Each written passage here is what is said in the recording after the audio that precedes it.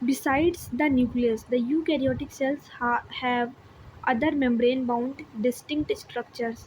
मतलब न्यूक्लियस के अलावा यूकैरियोटिक सेल्स में क्या होता है, other membrane bound distinct structure होता है। मतलब डिस्टिंक्ट का मतलब होता है क्लियरली स्ट्रक्चर्स, ऐसे स्ट्रक्चर्स सेल्स के अंदर प्रेजेंट होते हैं जो क्लियरली विजिबल होते हैं, मतलब जिसे हम अंडर द माइक्रोस्कोप में देख सकते हैं। उन्हें हम क्या कहते हैं, कार्ड ऑर्गेनल्स।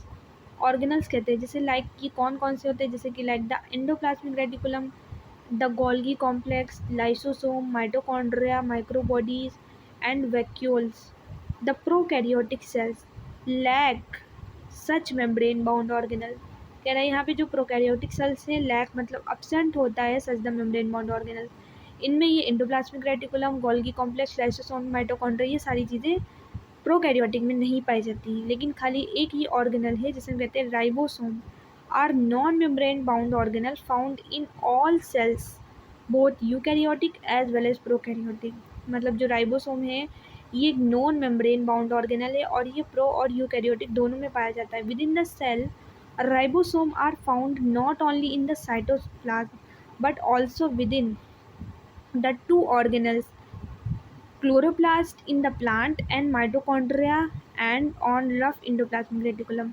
मतलब जो राइबोसोम होता है वो सिर्फ साइटोप्लाज्म में ही नहीं पाया जाता है, वो दो ऑर्गेनल्स में और पाया जाता है। जैसे कि प्लांट में पाया जाता है वो क्लोरोप्लास्ट में, क्लोरोप्लास्ट जिसमें क्लोरोफिल प्रेजेंट होता है उसमें पाया जाता है, और ह्यूमन बॉडी के सेल्स में माइटोकॉन्ड्रिया में पाया जाता है, और रफ इंडोप्लाज्मिक रेटिकुलम में पाया जाता है। जो इंडोप्लाज्मिक रेटिकुलम है वो अभी हम पढ़ेंगे, दो तरीके के होते हैं, एक तो स्मूथ और एक रफ।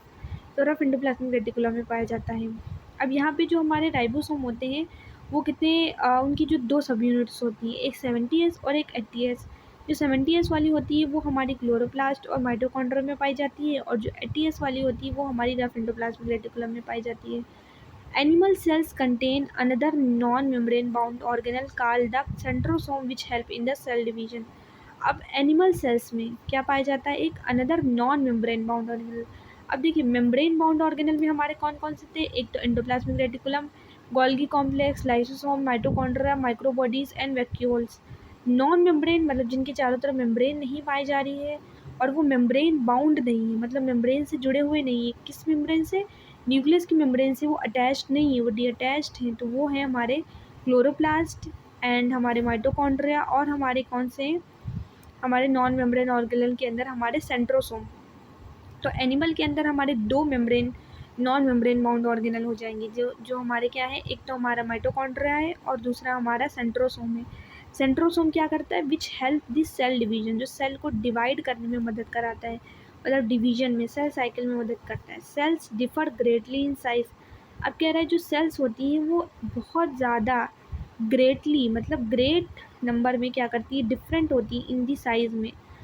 सेल्स का अलग अलग तरीके का साइज़ होता है। अब जो ये साइज़ होता है वो, जो इनका शेप होता है, साइज़, वो अलग इस वजह से होता है क्योंकि इनके फंक्शन अलग होते हैं। फंक्शन के अलग होने से जो इनका साइज़ भी है वो अलग अलग होता है। Shape and activities, for example जैसे mycoplasma, the smallest cells are only 0.3 micrometre in length. जो माइकोप्लाज्मा है वो सबसे छोटा सेल्स होता है जिसका जो साइज़ है वो 0.3 माइक्रोमीटर है इन लेंथ में। वाइल द बैक्टीरिया, अब यहाँ पे कह रहा है जो सेल के अंदर दो तरीके की रिएक्शन होती है, जैसे हमने पढ़ा यहाँ पे जो chemical reaction occur in to keep the cell in the living state. अब दो तरीके की केमिकल रिएक्शन होती है, एक होती है हमारी एनाबॉलिक और एक होती है हमारी कैटाबॉलिक। बेसिकली मेटाबॉलिक रिएक्शंस होती है हमारी बॉडी के अंदर। अब ये दो तरीके की होती है, या तो वो एनाबॉलिक होगी या तो वो कैटाबॉलिक होगी। मतलब या तो उस रिएक्शंस में जो हमारे बॉन्ड जो हो रहे होंगे, जो रिएक्टेंट के बॉन्ड या तो वो टूट रहे होंगे, या रिएक्टेंट के बॉन्ड क्या होते, बन नहीं होते, या तो बॉन्ड फॉर्मेशन हो रहा होगा या तो क्या हो रहा, बॉन्ड ब्रेकिंग हो रहा होगा। जैसे कि फॉर एग्जांपल एनाबॉलिक रिएक्शन का एग्जांपल आ जाएगा ट्रांसलेशन। ट्रांसलेशन जिसमें कि कई अमीनो एसिड्स के मॉलिक्यूल जो होते हैं वो जुड़ जुड़ कर, मतलब उनके बीच में क्या बनता है, बॉन्ड फॉर्मेशन होता है, और वो क्या बनाते हैं, प्रोटीन बना लेते हैं। तो वो ट्रांसलेशन प्रोसेस है, मतलब उसमें बॉन्ड फॉर्मेशन है, तो वो एनाबॉलिक रिएक्शन है।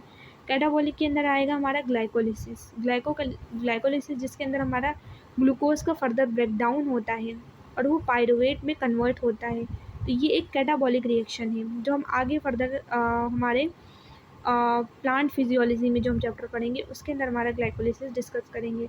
तो 2 टाइप्स की रिएक्शन हमारी सेल्स के अंदर होती हैं, एक anabolic and catabolic. Then cells के अलग अलग साइज़ होते हैं इस वजह से क्योंकि उनका फंक्शन अलग होता है। जैसे माइकोप्लाज्मा सबसे छोटा सेल्स होता है, are only 0.3 micrometre in the length, है ना, वाइल द बैक्टीरिया